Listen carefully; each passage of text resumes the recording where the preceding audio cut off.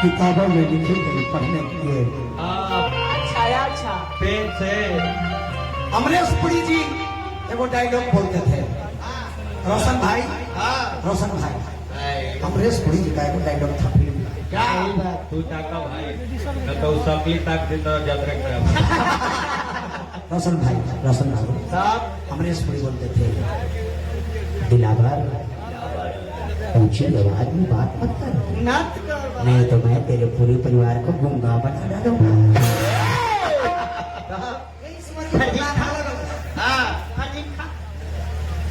मैं एक ही प्रकार में नहीं बोलता हूँ, मैं करीब करीब भोजपुरी और हिंदी का जितना अभिनेता लेता है सबका आवाज में लमसम। आप कहीं अब हम बनेंगे तो बोल दो जब हम बोल रहे। हाँ ये कोई बात हुआ यार। दिलावर ऊंची आवाज में बात मत कर, नहीं तो मैं तेरे पूरे परिवार को गूंगा बना डालूंगा। थूकता हूँ तेरी सूरत। थूक के दिखाओ। ध्यान दीजिए आप लोग, किस दुनिया में है? हवेली पे आए तो तानसेन बैजू बबरा जब मेघरा गाते थे तो दीपक राग गाते थे तो दिया जलने लगता था। फिर भी उतना बड़े कलाकार कभी ये नहीं कहे कि हम बहुत इसमें परिपूर्ण हैं। और आप दुबई जाता है गावे। दुबई जाता है, बुझाता है कि वही जो है जगह तो रहियो जगह। अरे प्यार मोहब्बत की कहानियां किताबों में लिखी गई पढ़ने के लिए, करने के लिए नहीं। प्यार जब दोनों तरफ से होता है तो मजा आता है। प्यार एक तरफ से होता है तो साजा ही साजा होता है। बहुत सजा भुगतने पड़ता है। कुंवर जी के बात दिल वाले आंखों का हर बात समझ लेते हैं, सपनों में भी जब उसे मुलाकात समझ लेते हैं। धरती के लिए आसमान होती है पर लोग उसे बरसात समझ लेते हैं। तारा से प्यार करते हो यहाँ, शादी होता शादी होता।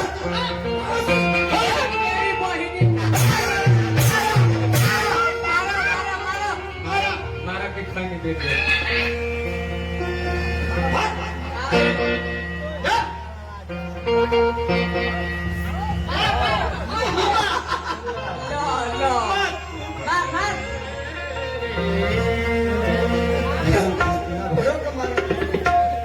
प्यार करने वालों हर एक लोग प्यार करने का नतीजा क्या होगा? क्या होता है? बेखुदी का जिंदगी हम जिया ही करते। अरे किसी के हाथों में से जाम छीनकर पिया नहीं करते। ये तुम थी जिस पर बुधु हल्सर ज्यादा का दिन आ गया, वरना हम किसी लड़की का पीछा किया नहीं करते।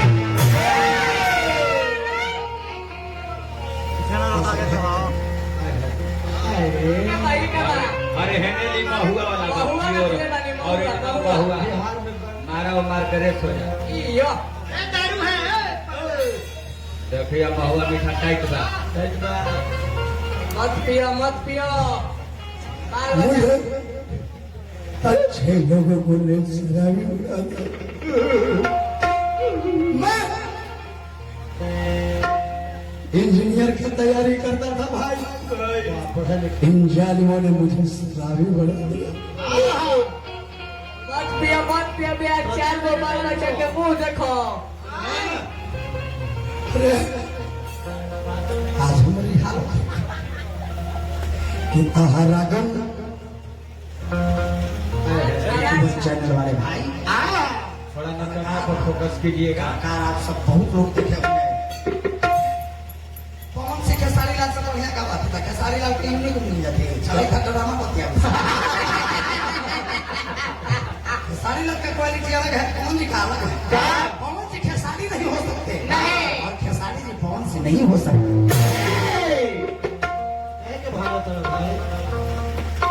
जो मैं कर दूंगा सुदर्शन यादव जी कर देंगे। प्रयास करो बाबू लोग प्रयास करो। दोनों काम में छोड़ के भागे वाले रोशन बाबू खाने वाले वाले कि तुम्हारा गम मैं सनम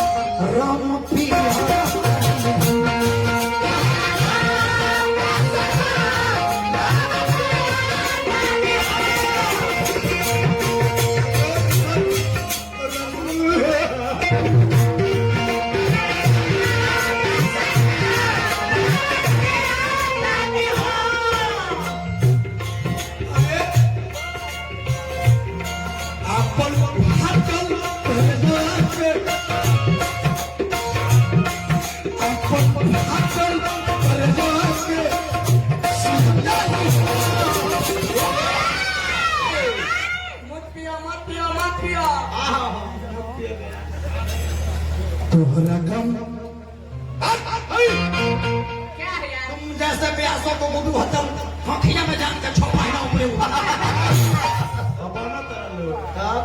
भाव करके मुआ देंगे भाव करके हाँ रात में चिड़ी बजावल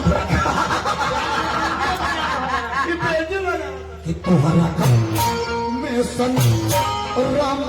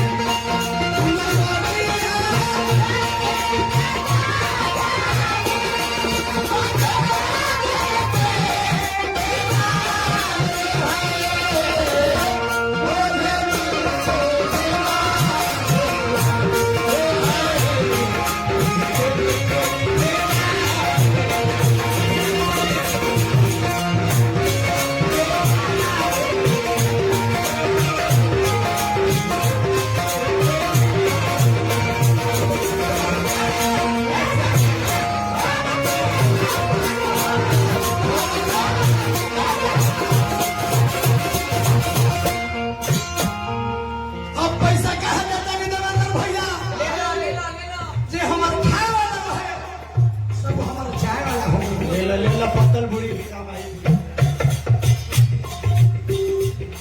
याद कर पूजवा याद संगे चिरे मारे खैले रह आज काहे छोड़ कोई मर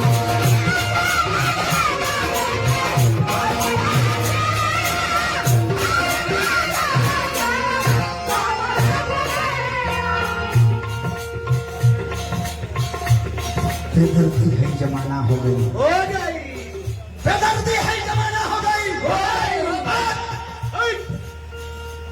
बेदर्दी है जमाना हो गई मुश्किल पीता खाना हो गई तोहरा के हम चहल रहनी है तो फिर हमारा रोशन भैया के से दीवाना हो गई एकर गुमटी पर अरे संगे जी है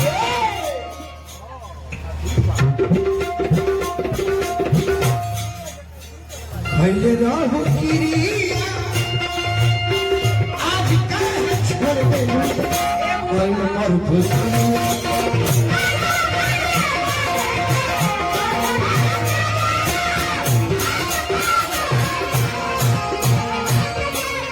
देख के धोखा तू तो प्यार में घुस पड़ू देख के धोखा तू तो प्यार में घुस पड़ू तोहरा का मैं सन आरुचिया